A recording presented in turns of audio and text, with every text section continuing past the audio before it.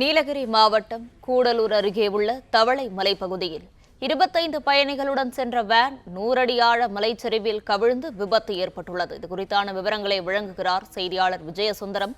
விஜயசுந்தரம், வணக்கம். மலைச்சரிவில் சிக்கியவர்களை மீட்கும் பணி எவ்வாறு நடைபெற்று வருகிறது? விவரங்களை பகிரலாம்.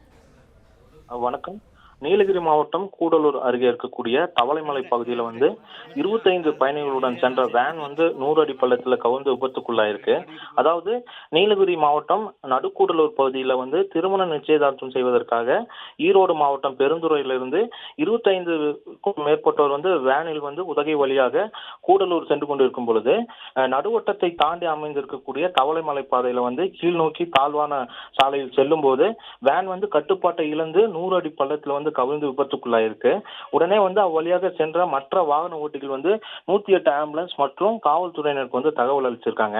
இந்த தகவலின் அடிப்படையில் சம்பவ இடத்திற்கு விரைந்து வந்த காவல்துறையினர் மற்றும் தீயணைப்பு துறையினர் தற்போது விபத்துல சிக்கியிருக்கவங்களை மிகவும் பத்திரமாக மீட்டு வந்துட்டு இருக்காங்க.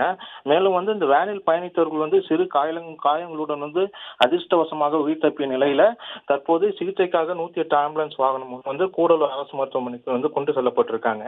இந்த நிலையில மலைப்பாதையில ஏற்பட்ட விபத்து காரணமாக சாலையில இருபுறமும் வாகனங்கள் அணிவகுத்து நிற்கிறதுனால தமிழகம், கேரளா, கர்நாடகா ஆகிய 3 மாநில போக்குவரத்து தற்போது பாதிப்பு ஏற்பட்டிருக்கு.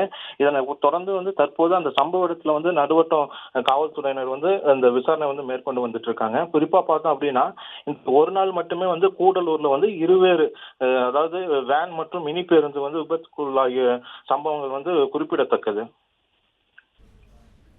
விவரங்களுக்கு நன்றி விஜயசுந்தரம்.